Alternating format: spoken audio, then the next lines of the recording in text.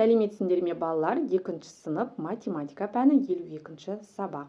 Сағаттың көмегімен уақытты анықтау тақырыбын өтетін боламыз. Балалар, менің каналымды жоғалтып алмас үшін видеоның төменгі жағындағы подписаться батырмасын басып, каналыма тіркеліп алыңдар. Балалар, бірінші тапсырмаға қараймыз. Суреттегі сағатқа қара. Сағатқа мұқият қараймыз. Бізде кіші тілі сағаттық тіл, ал ұзын тілі бізде минуттық тілді білдіреді. Ал енді сұрақтарға жауап берейік. Сағаттың сағаттық тілі нақты қай санды көрсетіп тұр? Минуттық тілі ше дейді. Балалар, сағаттың сағаттық тілі 9, 21 санын көрсетіп тұр, ал минуттық тілі 12, 24 санын көрсетіп тұр екен. Ал сағат қанша деген кезде бізде сағат 9:00 немесе 21:00-ді көрсетіп тұр екен. Сурет бойынша өзің басқа сұрақтар қой дейді.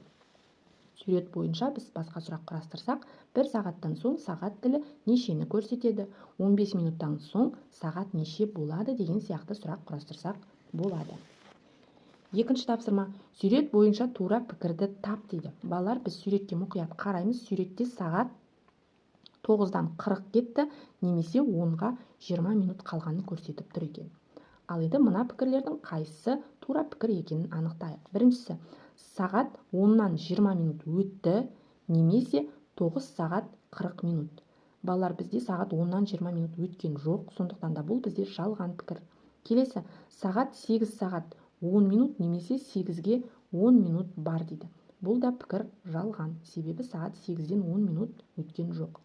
Үшінші, сағат 9 сағат 40 минут немесе 10-ға 20 минут қалды дейді.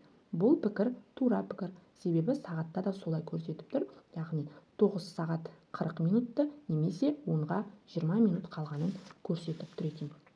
Сондықтан да үшінші пікір бізде тура пікір. Үшінші тапсырма, зерттеу, уақытты анықта дейді. Үлгі, мына сағатқа қарап уақытты анықтайық. 4 сағат 39 минут немесе 16 сағат 39 минут. Бізде 3 сағат берілген, үлгі бойынша сол сағаттардың уақытын анықтауымыз керек. Бірінші сағатта 11 сағат немесе 23 сағатты көрсетіп тұр. Екінші сағатта 10 сағат 10 минут немесе 22 сағат 10 минутты. Ал үшінші сағатта 5 сағат 5 минут немесе 17 сағат 5 минутты көрсетіп тұр екен. Төртінші тапсырма. Дүйсенбі күнгі сабақ кестесінің уақыттарын кестеге жаз дейді. Бірінші, екінші, үшінші, төртінші сабақтың уақыттарын кестеге жазуымыз керек екен. Ал енді бірінші сабақ сағат 8:00-де басталып, 8 сағат 45 минутта аяқталады. Ал екінші сабақ 8 сағат 50 минутта басталып, 9 сағат 35 минутта аяқталады. Үшінші сабақ 9 сағат 45 минутта басталып, 10 сағат 30 минутта аяқталады. Төртінші сабақ 10 сағат 35 минутта басталып, 11 сағат 20 минутта аяқталады екен. Сендер де өз сабақ кестелеріндегі қоңырау кестесін осылай толтырып қойсаңдар болады. Бесінші тапсырма. Электронды сағаттарда көрсетілген уақытты таңертеңгі, күндізгі, түнгі, кешкі сөздерін қолдана отырып ата дейді.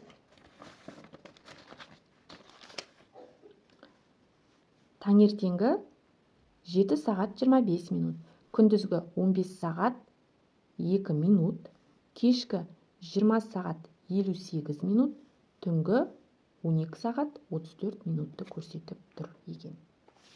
Алтыншы тапсырма. Күнтізбені пайдаланып дейді. Асы жаз мезгілінде неше апта бар екенін анықта дейді. Балалар, жаз мезгілінде бізде 13 апта бар екен. Тапсырмасы. Шілде және тамыз айларындағы күндер санын қос, қосындының мәніне маусым айындағы күндер санын қос дейді. Балалар, бізде шілде және тамыз айларында 31 күн бар екен. Демек, жақша ішіне аламыз, 31 қосу 31, одан шыққан қосындының мәніне маусым айының күндерін қос дейді. Ал бізде маусым айы 30 күн шығады, демек қосу 30 деп аламыз. Бірінші жақша іші орындалады, 31-ге 31-ді қоссақ 62, 62-ге 30-ды қоссақ 92 шығады екен. Жетінші тапсырма. Өрнектер құр және олардың мәнін тап дейді. Үлгі берілген. 28 қосу 33 азайту 44 тең 17, 28 қосу 33 азайту 19 тең 42. Ал енді осы үлгі сияқты үлгіге қарап бізде өрнектер құрастыруымыз керек екен. 52 қосу 33 азайту 44 тең 41, 52 қосу 33 азайту 19 тең 66. 94 азайту 55 қосу 17 тең 56, 94 азайту 55 қосу 61 тең 100-ге. 72 азайту 55 қосу 17 тең 34-ге, 72 азайту 55 қосу 61 тең 78-ге. Осылай өрнектер құрып, олардың мәнін табамыз. 8-ші тапсырма. Асы сағат 17 сағат 15 минутты көрсетіп тұр. 1 сағаттан кейін сағат қай уақытты көрсетеді дейді.